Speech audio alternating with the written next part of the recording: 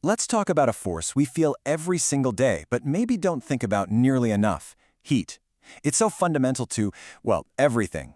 It shapes our entire world, from the biggest stars in the cosmos right down to the food on our dinner plates. So let's get into the science behind this incredible, everyday energy. It really all starts with the sun. And get this, a whopping 70% of all the energy the sun blasts out gets soaked up by Earth's surface and atmosphere. That constant stream of energy is literally what makes our planet livable. It's what keeps us warm and keeps us alive. The other 30%? It just bounces right back into space. So, it's one thing to feel the sun's warmth on your skin, but what are you actually feeling?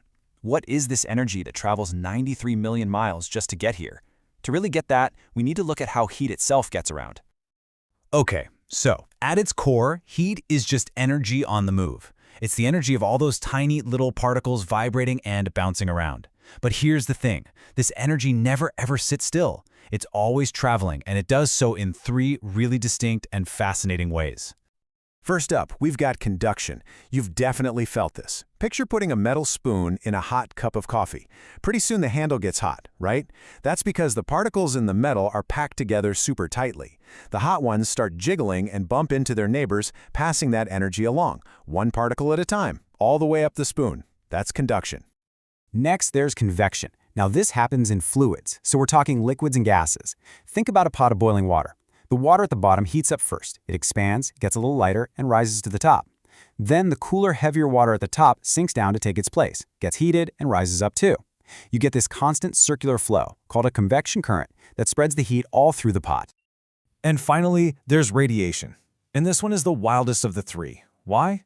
Because it's the only type of heat transfer that doesn't need any stuff to travel through. No particles, no liquid, nothing. It just moves in electromagnetic waves. It's how you can feel the warmth of a bonfire from across the yard, and, crucially, it's how the sun's heat gets to us through the empty vacuum of space. And this just perfectly shows you how powerful radiation is. That energy travels at the speed of light, crossing that vast, empty distance in just 8 minutes to warm our world. It's a pretty incredible cosmic commute that happens every single day, connecting us directly to our star. So, okay, that's the science, but why does it all matter? Well, this energy isn't just some abstract concept from a textbook. It is, quite literally, the engine that runs our daily lives. We use it for countless things we totally take for granted. I mean, just look at this. Heat is just woven into everything we do. It turns raw food into a delicious meal. It keeps our homes from freezing in the winter. But it's so much bigger than that. It powers our industries, welding the steel for our buildings, sterilizing the tools that save lives in hospitals. It is the invisible engine of our entire modern world. With all these uses, it kind of begs the question, right? Where do we get all this heat? I mean, besides the sun, how do we actually create and control this essential energy right here on Earth? And while the sun is absolutely our #1 life-giving furnace, we humans have gotten pretty darn good at making heat whenever we need it.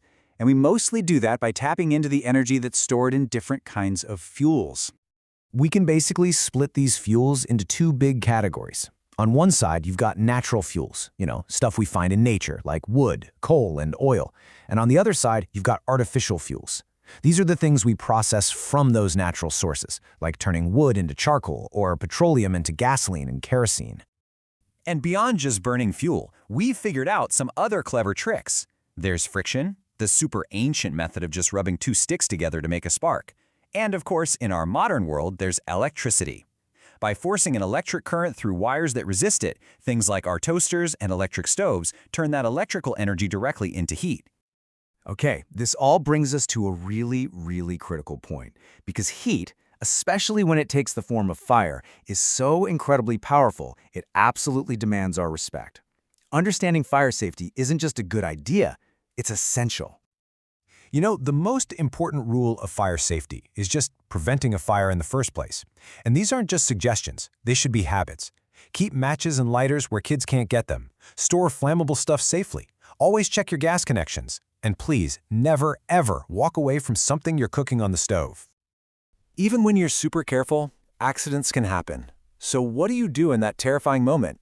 Knowing the right steps ahead of time can make all the difference in the world. Let's walk through the 4 crucial steps. First, if it's a small, contained fire, like in a pan, a wet blanket can smother it by cutting off its oxygen.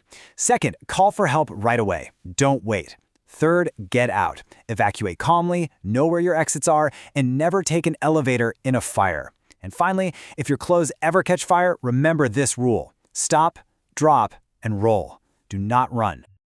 So we've looked at the science of heat, how it powers basically our entire existence, and how to handle it safely. It's the force that gives us life and comfort. So I'll just leave you with this to think about. In our daily lives, are we really giving this incredible, powerful energy the respect it truly deserves?